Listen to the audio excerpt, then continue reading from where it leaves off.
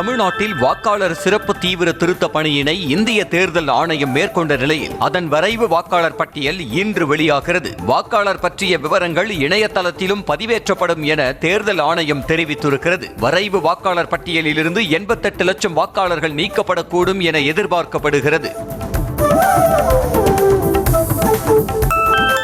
வரைவு வாக்காளர் பட்டியலில் பெயர் இல்லாதவர்கள் இன்று முதல் படிவம் 6 பூர்த்தி செய்து விண்ணப்பிக்கலாம் என தேர்தல் ஆணையம் தெரிவித்திருக்கிறது. மேலும் ஏற்கனவே உள்ள பதிவுகள் குறித்து ஜனவரி 18ஆம் தேதி வரை ஆட்சேபங்கள் தெரிவிக்கவும் அனுமதி வழங்கப்பட்டுள்ளது.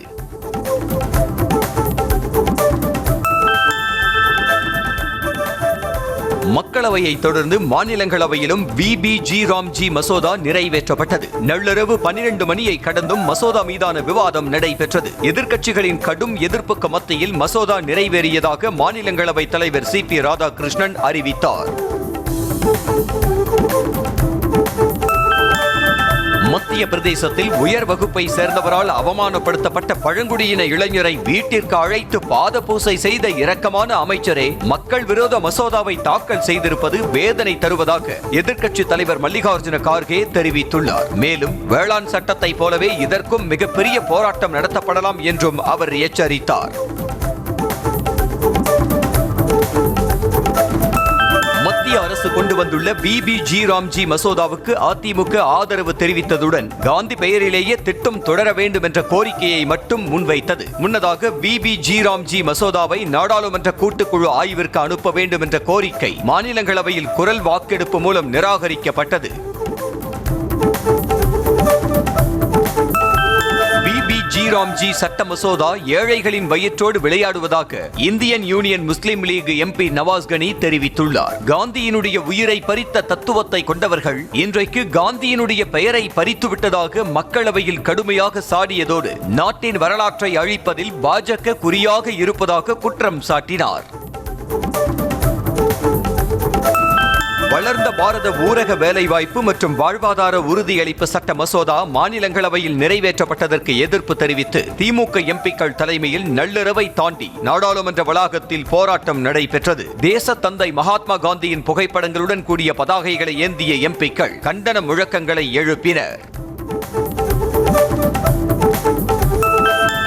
VBG ராம்ஜி சட்ட மசோதா மாநிலங்கள் மீது கடுமையான நிதி சுமைகளை சுமத்துவதுடன் கூட்டாட்சி தத்துவத்தை அழிக்கும் வகையில் உள்ளதாக குறிப்பிட்டுள்ள முதலமைச்சர் கோடிக்கணக்கான கிராமப்புற ஏழை மக்களின் வாழ்வாதாரத்தை பாதிப்படைய செய்து தமிழ்நாடு போன்ற சிறப்பாக செயல்படும் மாநிலங்களில் பெரும் தாக்கத்தை ஏற்படுத்துவதாக பிரதமர் மோடிக்கு எழுதிய கடிதத்தில் முதலமைச்சர் குறிப்பிட்டுள்ளார்.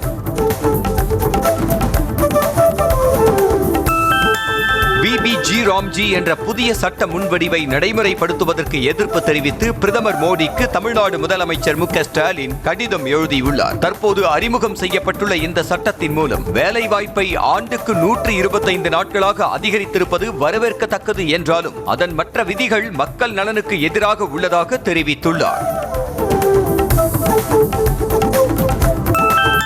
ஆட்டுத்தோல் போர்த்தி வரும் ஓநாய் கூட்டத்திடமிருந்து சிறுபான்மையினர் எச்சரிக்கையாக இருக்க வேண்டும் என எதிர்க்கட்சி தலைவர் EPS கேட்டுக் கொண்டுள்ளார். தீய சக்தியுடன் எச்சரிக்கையாக இல்லாவிட்டால் விடியல் என்பதே இருக்காது என்றும் தமிழகமே இருளில் மூழ்கிவிடும் எனவும் அவர் எச்சரித்துள்ளார்.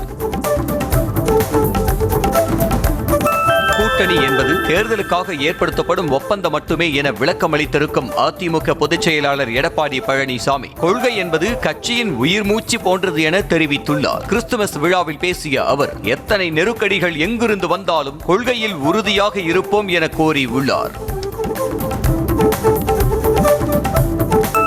தங்களது ஆட்சி அதிகாரம் பறிபோய்விடுமோ என மத்திய அரசுக்கு தமிழ்நாடு மீது ஒரு பயம் உள்ளதாக துணை முதலமைச்சர் உதயநிதி ஸ்டாலின் கூறினார். மதுரையில் நடைபெற்ற கிறிஸ்துமஸ் விழாவில் பங்கேற்று பேசிய அவர் தமிழ்நாட்டின் மீதுள்ள பயம் காரணமாகவே மத்திய அரசு மதம், மொழி, சாதி பெயரால் வெறுப்புணர்வை பரப்பி வருவதாக குற்றம் சாட்டினார்.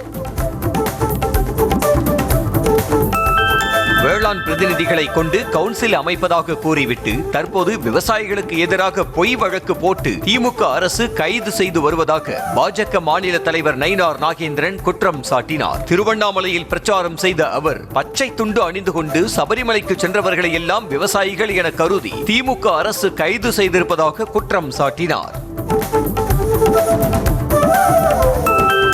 ஈரோடு மக்கள் சந்திப்பை மிகவும் பிரம்மாண்டமாகவும் மிகுந்த பாதுகாப்புடனும் ஏற்பாடு செய்ததாக செங்கோட்டையன் உள்ளிட்ட தாவேக நிர்வாகிகளுக்கு விஜய் நன்றி தெரிவித்துள்ளார். இதுகுறித்த அவரது எக்ஸ் பதிவில் போக்குவரத்து, பாதுகாப்பு உள்ளிட்டவற்றை காவல்துறை சிறப்பாக ஏற்பாடு செய்திருந்ததாக கூறியுள்ளார்.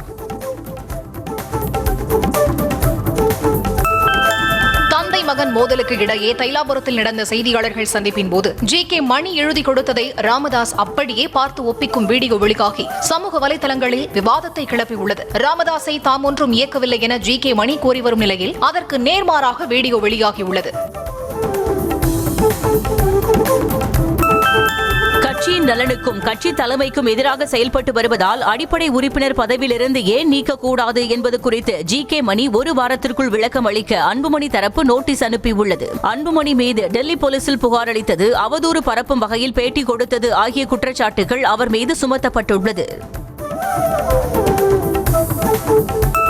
கேரளாவை போல தமிழ்நாட்டிலும் பாஜக வெல்லும் என அக்கட்சியின் முன்னாள் மாநில தலைவர் அண்ணாமலை நம்பிக்கை தெரிவித்தார். திருப்பூரில் மாநகராட்சி குப்பை கொட்டுவதை கண்டித்து நடைபெற்ற ஆர்ப்பாட்டத்தில் கைதாகி விடுதலையான பிறகு செய்தியாளர்களை சந்தித்த அவர், இந்த தேர்தலில் பாஜக அடையாளத்துடன் அதிக எம்எல்ஏக்கள் சட்டமன்றத்திற்கு செல்வோம் என தெரிவித்தார்.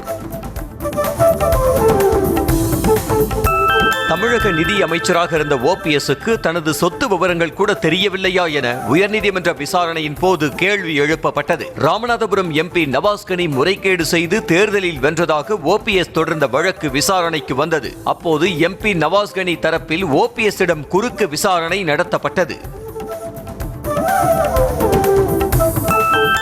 கலைஞர் பல்கலைக்கழக மசோதா மீது நடவடிக்கை எடுக்க வேண்டும் என வலியுறுத்தும் முதல்வரின் கடிதத்தை திமுக கூட்டணி எம்பிக்கள் குடியரசுத் தலைவர் மாளிகையில் வழங்கினர். பின்னர் செய்தியாளர்களை சந்தித்த திமுக எம்பி டி.ஆர். பாலு, விளையாட்டு பிள்ளை போல செயல்படும் ஆளுநர் என்.ஆர். ரவிக்கே இந்த மசோதாவை குடியரசுத் தலைவர் திருப்பி அனுப்பி அறிவுரை வழங்க வேண்டும் என்றார். மதுரை எய்ம்ஸ் கட்டுமான பணிகள் விறுவிறுப்பாக நடைபெற்று வருகின்றன. முதற்கட்டமாக மருத்துவ கல்விசார் கட்டடம், செவிலியர் கல்லூரி, மாணவ மாணவிகள் தங்கும் விடுதிகள், உணவுக் கூடம், வெளிநோயாளிகள் பிரிவு, சேவை பிரிவு கட்டடங்கள் ஆகியவற்றுக்கான கட்டுமான பணிகள் 90% நிறைவடைந்துள்ளன. அணுசக்தி துறையில் தனியாரை அனுமதிக்க வகை செய்யும் மசோதா நாடாளுமன்றத்தில் நிறைவேற்றப்பட்டதற்கு மகிழ்ச்சி தெரிவித்துள்ள பிரதமர் மோடி, இந்தியாவில் முதலீடு செய்வதற்கும் புதுமைகளை படைப்பதற்கும் கட்டமைப்பதற்கும் இதுவே மிகச்சரியான நேரம் என அவர் கூறினார். இந்தியா ஓமன் இடையே விரிவான பொருளாதார கூட்டாண்மை ஒப்பந்தம் பிரதமர் மோடி, ஓமன் சுல்தான் ஹைதம் பின் தாரிக் முன்னிலையில் கையெழுத்தானது. வேலைவாய்ப்பு உருவாக்கத்திற்கு ஆதரவளிப்பது மற்றும் இருதரப்பு பொருளாதாரத்திலும் பெரிய அளவில் தனியார் துறையினரை ஊக்குவிப்பது ஆகியவையும் ஒப்பந்தத்தில் உறுதி செய்யப்பட்டுள்ளது. ஆண்டுக்கு 2 லட்சம் இந்தியர்கள் தங்கள் குடியுரிமையை கைவிட்டு பிற நாடுகளில் குடியுரிமை பெறுவதாக மத்திய அரசு தெரிவித்திருக்கிறது. நாடாளுமன்றத்தில் தாக்கல் செய்யப்பட்ட அறிக்கையின்படி கடந்த 5 ஆண்டுகளில் 9 லட்சத்திற்கும் மேற்பட்ட இந்தியர்கள் தங்களின் குடியுரிமையை கைவிட்டிருப்பதாக தெரிவிக்கப்பட்டுள்ளது. மதம், சாதி ரீதியாக வெறுப்பை பரப்பி இருதரப்பினரிடையே இணக்கத்தை குலைக்கும் வகையில் பேசுவது, எழுதுவது ஆகியவற்றை குற்றமாக்கி கர்நாடக அரசு சட்டம் இயற்றியது. ஜாமீனில் வெளிவர முடியாத வகையில் கைது, குற்றம் உறுதியானால் அதிகபட்சம் 7 ஆண்டுகள் வரை சிறை தண்டனை வழங்கப்படும் என தெரிவிக்கப்பட்டுள்ளது. வந்தே பாரத் ரயிலில் பயணிகளுக்கு நல்ல அனுபவத்தை கொடுக்கும் வகையில் பிராந்திய உணவு வகைகள் அறிமுகம் செய்யப்பட்டுள்ளன. மராட்டியத்தின் காந்தா போகா, ஆந்திராவின் கோவைக்காய் காரைப்பொடி வறுவல், கேரளாவின் பாலாடை பாயாசம் என அந்தந்த பகுதி ரயில் நிலையங்களில் மெனுக்களில் மாற்றம் செய்யப்பட்டுள்ளது.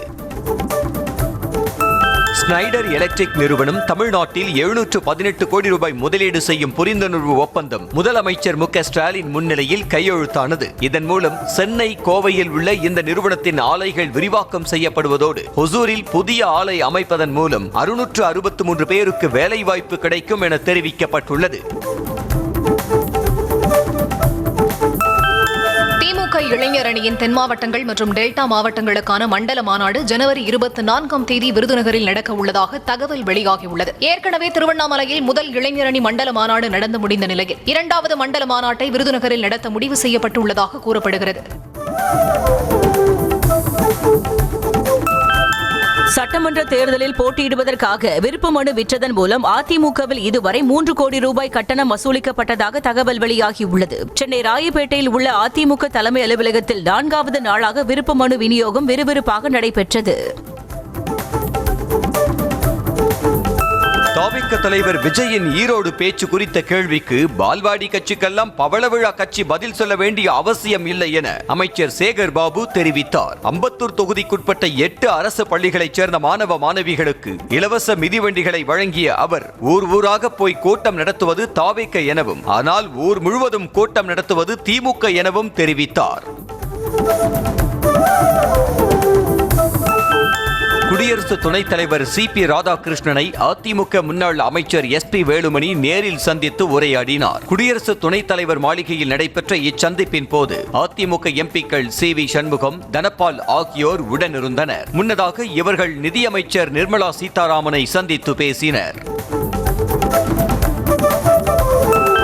புதிதாக ஆரம்பிக்கும் எந்த கட்சியாக இருந்தாலும் திமுக தான் போட்டி என கூறிக்கொண்டு மக்களிடம் தங்களது இருப்பை காட்டிக் கொள்வதாக முன்னாள் அமைச்சர் செந்தில் பாலாஜி குற்றம் சாட்டினார். கரூர் வேலாயுதம் பாளையத்தில் செய்தியாளர்களுக்கு பேட்டி அளித்த அவர் திமுக பலமான இயக்கம் எனவும் 2026 மீண்டும் ஸ்டாலின் தான் முதலமைச்சர் ஆவார் எனவும் தெரிவித்தார். திருப்பரங்குன்றம் தீபத்தூணில் தீபம் ஏற்றாததை கண்டித்து இளைஞர் தீக்குளித்து தற்கொலை செய்து கொண்ட சம்பவம் அதிர்ச்சியை ஏற்படுத்தியுள்ளது. மதுரை நரிமேடு மருதுபாண்டியர் தெருவைச் சேர்ந்த MBA பட்டதாரி பூர்ணச்சந்திரன் மருந்து விற்பனை பிரதிநிதியாகவும் பழங்கள் வியாபாரமும் செய்து வந்தார். அவுட் போஸ்ட் பெரியார் சிலை அருகே போலீஸ் பூத்திற்குள் சென்று உடலில் பெட்ரோல் ஊற்றி தீக்குளித்தார்.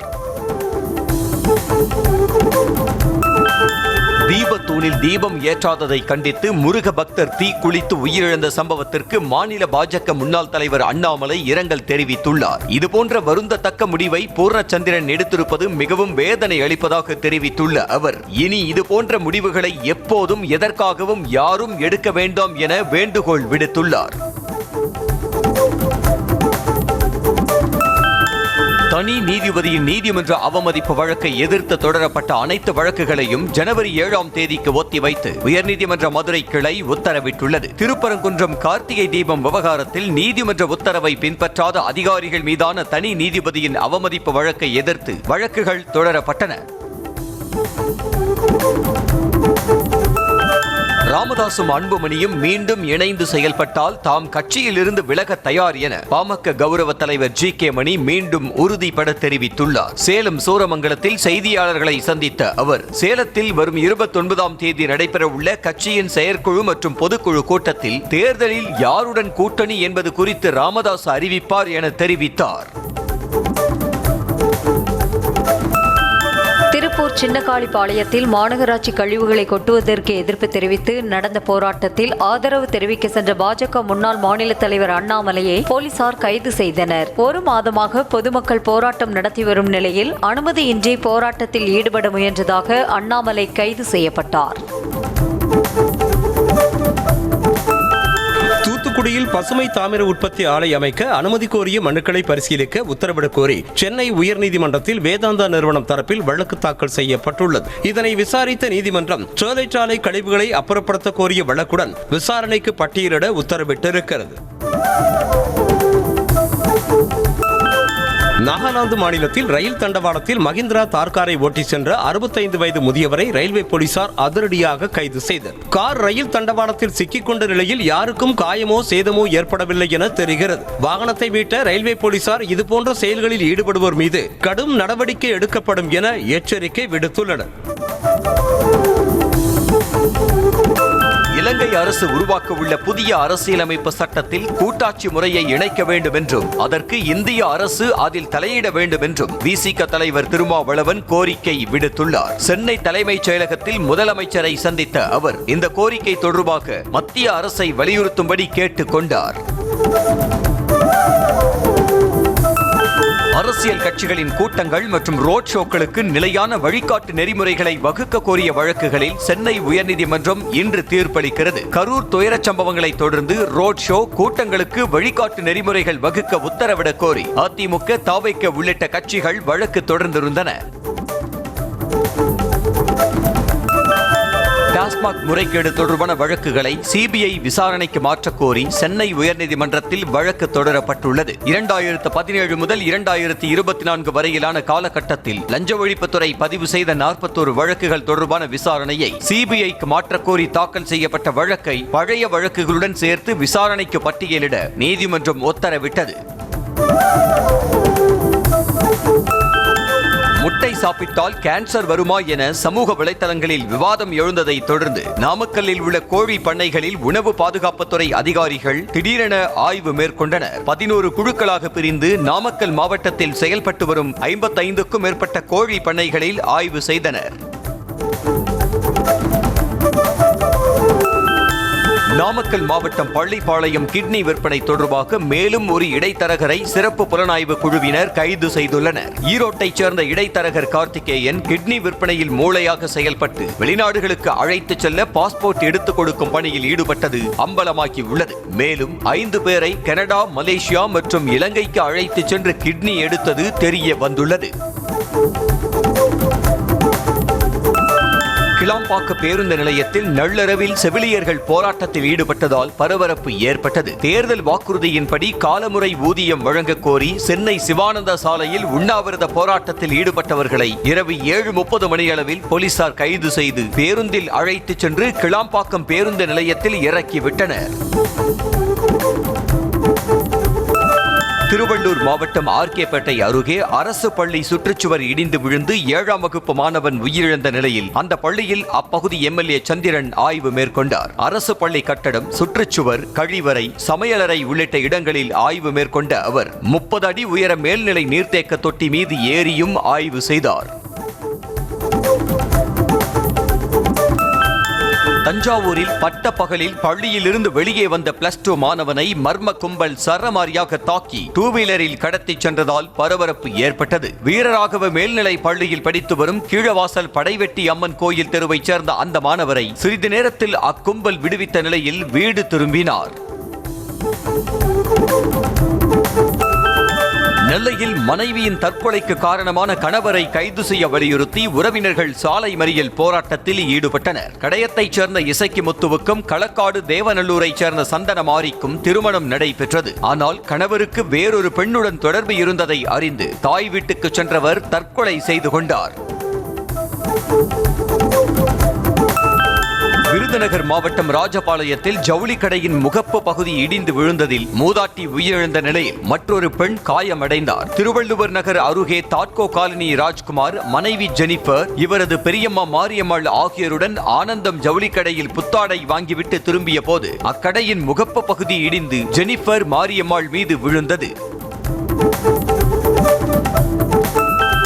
கடலூர் மாவட்டம் புலியூர் பகுதியில் 3 ஏக்கர் வாழை மற்றும் மணிலா, முந்திரி, கரும்பு பயிர்களையும் காட்டு பன்றிகள் சேதம் செய்ததால் விவசாயிகள் வேதனை அடைந்துள்ளனர். விவசாயி சிவசங்கருக்கு 1.5 லட்சம் ரூபாய் நஷ்டம் ஏற்பட்டிருக்கும் நிலையில் பெருகி வரும் காட்டு பன்றிகளை கட்டுப்படுத்த மாவட்ட நிர்வாகம் நடவடிக்கை எடுக்க வேண்டும் என விவசாயிகள் கோரிக்கை விடுத்துள்ளனர். திருவள்ளூர் மாவட்டம் மேஞ்சூர் அருகே 5ஆம் வகுப்பு மாணவியை தாக்கியதாக பள்ளி தாளாளர் மீது நடவடிக்கை எடுக்க கோரி மாணவியின் தாய் ஆட்சியர் அலுவலகத்தில் புகார் மனு அளித்தார். அனுப்பம்பட்டுவில் உள்ள சியோன் பிரைமரி அண்ட் நர்சரியில் படித்து வரும் மாணவி கிரியாவை கணக்கு பாடம் தெரியவில்லை என கூறி தாளாளர் அருள்தாஸ் கம்பால் அடித்ததாக கூறப்படுகிறது. கேரள மாநிலம் பாலக்காட்டில் சொகுசு கார் தீப்பிடித்து எரிந்த விபத்தில் உள்ளே சடலம் கண்டெடுக்கப்பட்ட அதிர்ச்சி சம்பவம் நடந்திருக்கிறது. தோனி என்ற பகுதியில் நிறுத்தப்பட்டிருந்த சொகுசு கார் தீப்பிடித்து எரிவதாக வந்த தகவலை அடுத்து போலீசாரும் தீயணைப்பு துறையினரும் தீயை அணைத்துவிட்டு சடலத்தை மீட்டு விசாரித்து வருகின்றனர். மதுரை மாவட்டம் துரிமான் பகுதியில் வீட்டின் மாடியில் துணி உலர வைத்த பெண்ணுக்கு பாலியல் தொல்லை கொடுத்ததாக திமுக நிர்வாகியை போலீசார் கைது செய்தனர். திருப்பரங்குன்றம் வடக்கு ஒன்றிய திமுக அவைத் தலைவராக இருந்து வரும் கருணாகரன் பானிபூரி வியாபாரியின் மனைவிக்கு பாலியல் ரீதியாக தொல்லை கொடுத்ததாக கூறப்படுகிறது. விழுப்புரம் மாவட்டம் வானூர் அருகே முன்னாள் காதலியை கொலை செய்த லாரி ஓட்டுநரை போலீசார் கைது செய்தனர். மயிலாடுதுறையைச் சேர்ந்த மகேஸ்வரி இளவயதில் சென்னையைச் சேர்ந்த கண்ணனை காதலித்த நிலையில் வேறொருவருடன் திருமணமாகி 3 குழந்தைகள் உள்ளனர். இருவரும் பழைய காதலை புதுப்பித்து பழகி வந்த நிலையில் அடிக்கடி ஏற்பட்ட தகராறில் மகேஸ்வரியை கண்ணன் கொலை செய்து சாலையில் வீசினார். ஆமைகள், டால்பின்கள் உள்ளிட்ட கடல்வாழ் உயிரினங்கள் பாதுகாக்கப்படுவதை நோக்கமாக கொண்டு தமிழ்நாடு அரசு சார்பில் கடல்சார் உயரடுக்கு பாதுகாப்பு படை அமைக்கப்பட்டுள்ளது. சென்னை திருவொற்றியூர் சூறை மீன்பிடி தளத்தில் நடைபெற்ற நிகழ்ச்சியில் வனத்துறை அமைச்சர் ராஜகண்ணப்பன் கலந்து கொண்டு படையின் இயக்கத்தினை தொடங்கி வைத்தார். கரூர் அருகே ஐயம்பாளையத்தில் ஆடு மற்றும் கோயில் உண்டியலை திருட காரில் வந்த 4 பேரில் 2 பேரை பொதுமக்கள் பிடித்து மரத்தில் கட்டி வைத்து போலீசிடம் ஒப்படைத்தனர். மதுரையைச் சேர்ந்த விக்னேஷ், பெரியமருது ஆகிய இருவர் தற்போது கைதாகியுள்ள நிலையில் காரில் தப்பிய மேலும் 2 பேரை போலீசார் தேடி வருகின்றனர். மதுரை மாவட்டம் கூடக்கோவில் காவல் ஆய்வாளர் ஒருதலை பட்சமாக செயல்படுவதாக கூறி 100க்கும் மேற்பட்டோர் முற்றுகை போராட்டத்தில் ஈடுபட்டனர். புதிய கல்குவாரி அமைப்பதற்கு எதிராக மக்கள் அமைதி வழி போராட்டம் நடத்திய நிலையில் அவர்கள் மீது கூடக்கோவில் காவல் ஆய்வாளர் சாந்தி வழக்கு பதிவு செய்ததாக குற்றச்சாட்டு எழுந்துள்ளது. புதுக்கோட்டை அருகே முத்துப்பட்டினத்தில் உள்ள மசூதிக்கு சொந்தமான இடம் என்று கூறி பல வருடங்களாக பயன்படுத்தப்பட்டு வந்த இடத்தை தனிநபர் ஒருவர் உரிமை கொண்டாடியதற்கு மக்கள் எதிர்ப்பு தெரிவித்தனர். 27 சென்ட் நிலம் தனக்கு சொந்தமானது என உதயகுமார் என்பவர் அதிகாரிகளுடன் வந்த நிலையில் மக்கள் எதிர்ப்பு காரணமாக பேச்சுவார்த்தை நடத்தப்பட்டது. சிவகங்கை மாவட்டம் மானாமதுரையிலிருந்து இளையான்குடி நோக்கி சென்ற அரசு பேருந்தை வழிமறித்து நடத்துனர் வெட்டப்பட்ட சம்பவம் அதிர்ச்சியை ஏற்படுத்தி உள்ளது. விசயன்குடி பேருந்து நிறுத்தம் அருகே சென்றபோது இருசக்கர வாகனங்களில் வந்த 3 பேர் கொண்ட கும்பல் நடத்துனர் மயில்பாண்டியை கீழே இறங்கச் செய்து வெட்டி விட்டு தப்பியோடியது. ராமநாதபுரத்தில் கடந்த சில நாட்களுக்கு முன்பு பெய்த கனமழையால் குடியிருப்பு பகுதியில் சூழ்ந்த மழை நீர் இன்னும் வடியாமல் உள்ளதால் மக்கள் சிரமத்திற்கு ஆளாகினர். பசும்பொன் நகரில் தாழ்வாக உள்ள 10க்கும் மேற்பட்ட வீடுகளை சூழ்ந்துள்ள மழை நீரை வெளியேற்ற பலமுறை அதிகாரிகளிடம் புகார் அளித்தும் நடவடிக்கை எடுக்கவில்லை என மக்கள் வேதனை தெரிவித்தனர்.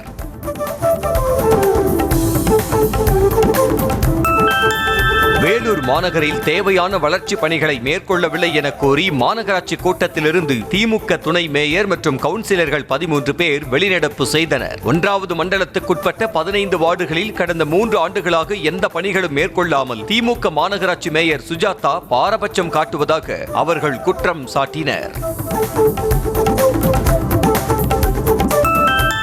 திருச்சி திருவெரும்பூர் அருகே குற்ற வழக்கில் தலைமறைவாக இருந்து வந்த நபருக்கு நீதிமன்றம் பிடிவாரண்ட் பிறப்பித்த நிலையில் கோவையில் வைத்து அவரை போலீசார் கைது செய்தனர். துவாக்குடி காவல் நிலைய குற்ற வழக்கில் தொடர்புடைய சசிகுமார் என்பவர் மாவட்ட அமர்வு நீதிமன்றத்தில் ஆஜராகாமல் தலைமறைவாக இருந்து வந்துள்ளார்.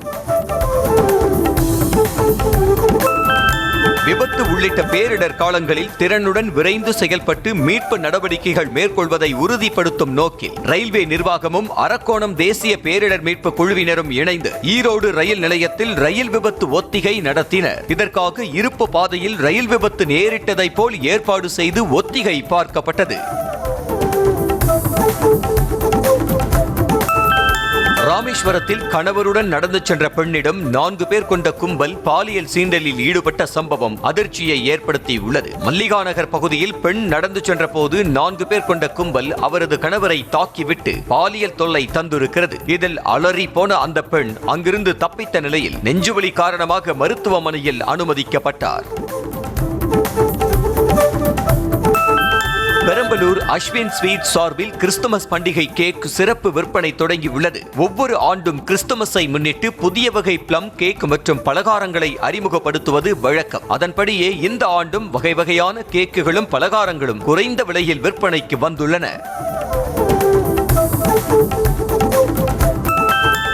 கன்னியாகுமரி மாவட்டம் திங்கள் நகர் அருகே அரசு பேருந்து நடத்துனரை தாக்கிய இளைஞரை பிடித்து பொதுமக்கள் போலீசில் ஒப்படைத்தனர். தடம் எண் 46இல் பயணித்த பெத்தேல்புரம் பகுதியை வில்சன் ஜெயக்குமார் டிக்கெட் எடுக்க மறுத்து நடத்துனரையும் தாக்கி டிக்கெட் மெஷினையும் உடைத்துள்ளார். போலீஸ் விசாரணையில் அந்த நபர் மனநலம் பாதிக்கப்பட்டவர் என தெரிய வந்தது. சென்னை திருவொற்றியூர் திருச்சினாங்குப்பம் பகுதியில் மாற்றுத்திறனாளிகளுக்கென ஒதுக்கப்பட்ட குடியிருப்புகள் ஆக்கிரமிக்கப்பட்டுள்ளதாக புகார் எழுந்துள்ளது. மாற்றுத்திறனாளி பெண்கள் டோல்கேட் பகுதியில் அமைந்துள்ள அம்பேத்கர் திருவுருவ சிலையின் முன்பு வாயில் கருப்பு துணி கட்டி அமர்ந்து தர்ணா போராட்டத்தில் ஈடுபட்டனர். கர்நாடகாவில் சாலையில் சென்ற முதியவரை மாடு ஒன்று கொடூரமாக முட்டி தூக்கி வீசியதில் அவர் நிகழ்விடத்திலேயே பலியானார். அணைக்கல் பகுதியில் நடந்த இச்சம்பவத்தின் அதிர்ச்சியூட்டும் காட்சிகள் இணையத்தில் வைரலாகியுள்ளன. கேரளாவில் கர்ப்பிணியை போலீசார் தாக்கும் சிசிடிவி காட்சி இணையத்தில் வெளியாகி பரபரப்பை ஏற்படுத்தியுள்ளது. எர்ணாகுளம் பகுதியில் 2 பேரை போலீசார் தாக்கியதை வீடியோ எடுத்த அவரது கணவரை போலீசார் விசாரணைக்கு அழைத்து சென்றனர். இதை தட்டி கேட்ட அந்த பெண்ணை போலீசார் தாக்கிய நிலையில் நீதிமன்றம் மூலம் காவல் நிலையத்தில் இருந்த சிசிடிவி காட்சியை பெற்றுள்ளார்.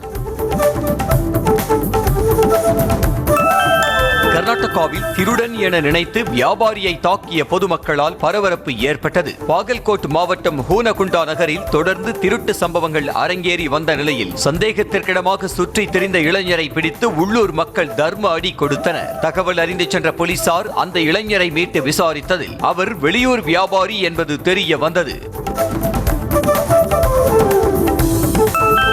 வங்கதேசத்தில் 2024ஆம் ஆண்டு இளைஞர்கள் எழுச்சிக்கு தலைவரான ஷெரீப் உஸ்மான் ஹாதி உயிரிழந்தார். டாக்காவில் மர்ம நபர்கள் துப்பாக்கியால் சுட்டதில் படுகாயமடைந்த அவர் மேல் சிகிச்சைக்காக சிங்கப்பூரில் அனுமதிக்கப்பட்டிருந்த நிலையில் சிகிச்சை பலனின்றி உயிரிழந்தார்.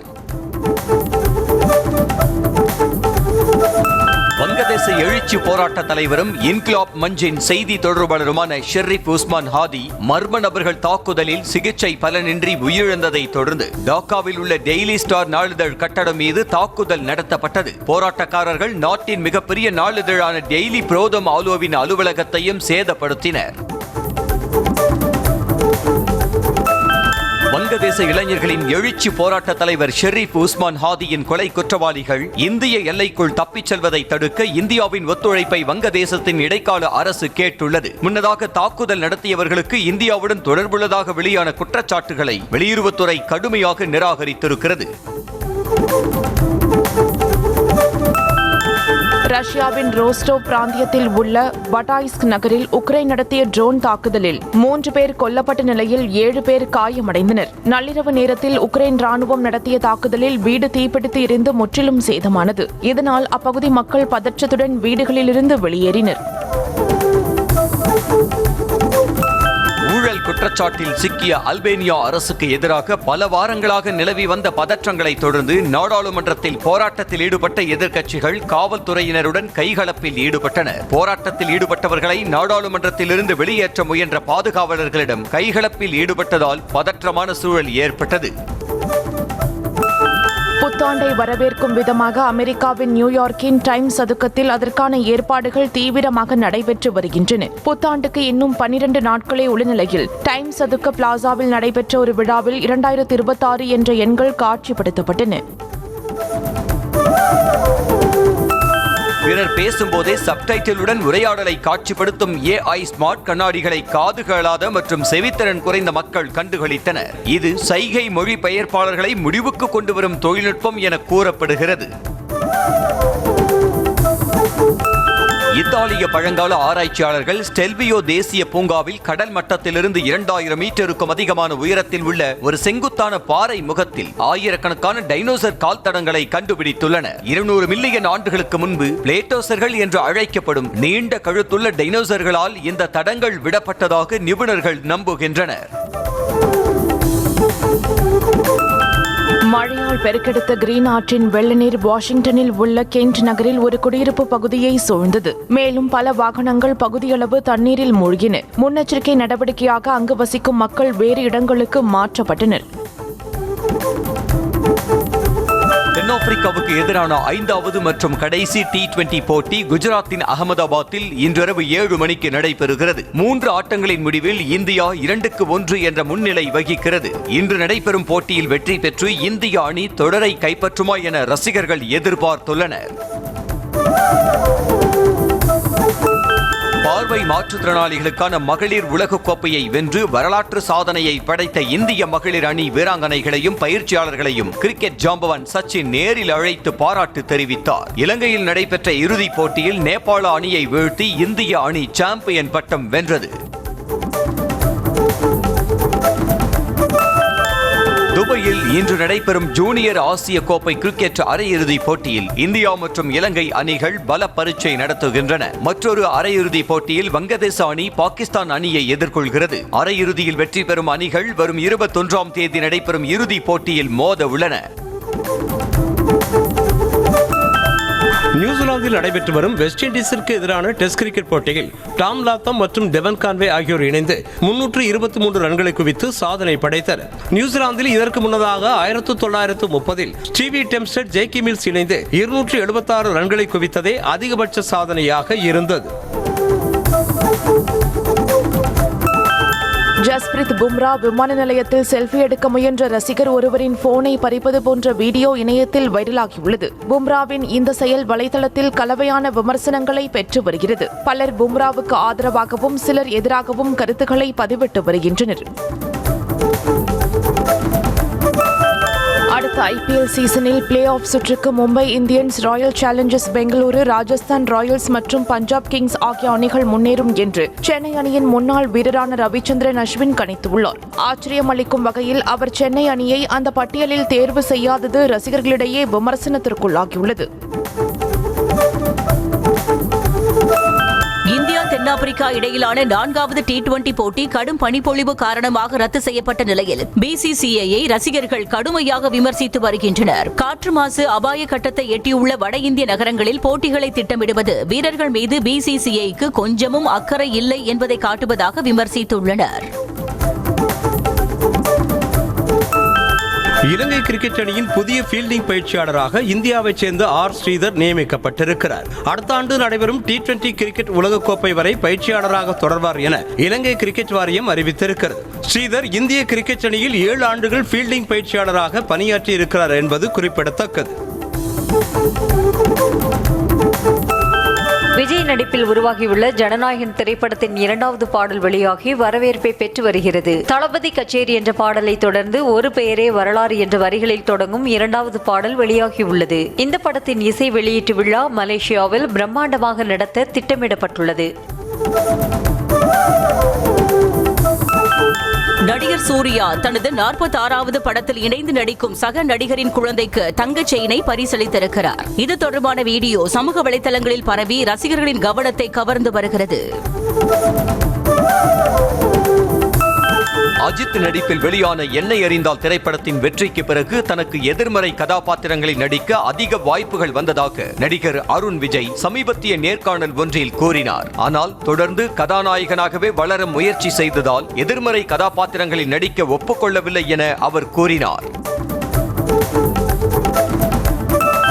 பராசக்தி திரைப்படம் குறித்து தனக்கு நிறைய யோசனைகள் இருந்ததாகவும் தம்மை இணைத்ததற்கு இயக்குனர் சுதா கொங்கராவுக்கு நன்றி தெரிவிப்பதாக நடிகர் ரவி மோகன் கூறினார். திரைப்படத்தில் சிவகார்த்திகேயனுக்கும் தனக்கும் நிறைய சண்டை காட்சிகள் உள்ளதாகவும் SK எந்த மோதலும் இல்லாமல் சௌகரியமாக நடித்திருப்பதாகவும் ரவி மோகன் கூறினார். 1960 காலகட்டங்களில் இருந்த குடும்ப உறவு, அண்ணன் தம்பி பாசம் குறித்து பராசக்தி திரைப்படம் பேசும் என்று நிகழ்ச்சி ஒன்றில் இயக்குனர் சுதா கொங்கரா கூறினார். பராசக்தியில் தனக்கு முக்கிய பங்கு இல்லை என்றும் திரைப்படம் தனக்கு நிறைய கற்றுக் கொடுத்ததாகவும் கூறினார். விண்டேஜ் காலகட்டத்தில் பயன்படுத்திய பல விஷயங்கள் பராசக்தியில் பயன்படுத்தி இருப்பதாக அவர் கூறினார். பராசக்தி திரைப்படத்தில் வில்லன் கதாபாத்திரம் ஏற்று நடித்ததற்கு நடிகர் ரவி மோகனுக்கு சிவகார்த்திகேயன் நன்றியை தெரிவித்தார். சென்னையில் நடைபெற்ற பராசக்தி திரைப்பட நிகழ்ச்சியில் பேசிய சிவகார்த்திகேயன், வெற்றிகரமான கதாநாயகன் வில்லன் கதாபாத்திரத்தில் நடிப்பதை ஏற்றுக்கொள்வது சற்று சிரமமாக உள்ளதாக கூறினார். தனது முதல் திரைப்படத்தில் நடிக்கும் போது இருந்த அதே பயமும் பக்தியும் தற்போது நடித்துள்ள 45 திரைப்படத்தின் படப்பிடிப்பின் போதும் இருந்ததாக நிகழ்ச்சி ஒன்றில் கன்னட நடிகர் சிவராஜ்குமார் கூறினார். அர்ஜுன் ஜான்யா இயக்கத்தில் சிவராஜ்குமார், உபேந்திரன் நடித்துள்ள 45 திரைப்படம் வரும் ஜனவரி 1ஆம் தேதி திரையரங்குகளில் வெளியாக உள்ளது. துல்கர் சல்மான் நடிப்பில் உருவாகி வரும் ஐ எம் கேம் திரைப்படத்தில் கயட் லோகர் முக்கிய கதாபாத்திரத்தில் நடிக்க ஒப்பந்தமாகியுள்ளதாக படக்குழு அறிவித்துள்ளது. துல்கர் சல்மானின் வே ஃபேரர் நிறுவனம் தயாரித்து வரும் இந்த திரைப்படத்தின் ஃபர்ஸ்ட் லுக் போஸ்டர் சமீபத்தில் வெளியாகி நல்ல வரவேற்பை பெற்றது. ஹைதராபாத்தில் பிரபாஸின் தி ராஜா சாப் திரைப்படத்தின் பாடல் அறிமுக நிகழ்ச்சிக்கு பின்னர் காரில் ஏறிச் செல்ல முயன்ற நடிகை நிதி அகர்வாலிடம் ரசிகர்கள் அத்துமீறிய விவகாரம் சர்ச்சைக்குள்ளான நிலையில் நிகழ்ச்சி ஏற்பாட்டாளர்கள் மீது போலீசார் வழக்கு பதிவு செய்துள்ளனர். அனுமதியின்றி நிகழ்ச்சி நடத்தியதாக மால் நிர்வாகம் நிகழ்ச்சி ஏற்பாட்டாளர்களுக்கு எதிராக வழக்கு பதிவு செய்யப்பட்டுள்ளது. நடிகர் சிவகார்த்திகேயனின் அடுத்த திரைப்படத்தை வெங்கட் பிரபு இயக்க உள்ளதாக தகவல் வெளியாக இருக்கிறது. இந்த திரைப்படத்தின் முக்கியமான காட்சிகளை பெரும்பாலும் வெளிநாடுகளில் படமாக்க படக்குழு திட்டமிட்டுள்ளதாக கூறப்படுகிறது. இதனால் சுமார் 150 கோடி பட்ஜெட்டில் பிரம்மாண்டமான பொருட்செலவில் தயாரிக்கப்பட இருப்பதாகவும் சொல்லப்படுகிறது. கார்த்தி நடித்துள்ள வா வாத்தியார் திரைப்படம் மீதான தடையை நீக்க உச்சநீதிமன்றம் மறுப்பு தெரிவித்தது. அர்ஜுன்லால் சுந்தர்தாஸ் என்பவரிடம் பெற்ற கடனை திரும்ப செலுத்தும் வரை திரைப்படத்தை வெளியிடக்கூடாது என சென்னை உயர்நீதிமன்றம் உத்தரவு பிறப்பித்திருந்தது. உயர்நீதிமன்ற தீர்ப்பை எதிர்த்து ஸ்டுடியோ கிரீன் நிறுவனம் சார்பில் உச்சநீதிமன்றத்தில் மேல்முறையீடு செய்யப்பட்டது. ஷானல் டியோ இயக்கத்தில் அதிவிசேஷ் மிருனால் தாக்கூர் நடிப்பில் உருவாகி வரும் டக்காய்ட் திரைப்படத்தின் டீசர் வெளியாகி கவனத்தை ஈர்த்து வருகிறது. அதிரடி சண்டை காட்சிகள் மற்றும் காதல் கதைக்களத்தில் உருவாகி வரும் டக்காய்ட் திரைப்படத்தை உலகம் முழுவதும் அடுத்த ஆண்டு மார்ச் 19ஆம் தேதி வெளியிட படக்குழு திட்டமிட்டுள்ளது. இந்தியாவில் தெரியாத எண்களில் இருந்து வரும் அழைப்புகளை அடையாளம் காண காலரின் பெயர்களை டிஸ்பிளே செய்யும் காலர் நேம் பிரசன்டேஷன் என்ற புதிய சேவையை ரிலையன்ஸ் ஜியோ அறிமுகப்படுத்தியுள்ளது. சிநாப் சேவையை ஏர்டெல், BSNL போன்ற மற்ற நிறுவனங்களும் வழங்குமாறு ட்ராய் அமைப்பு வலியுறுத்தியுள்ளது.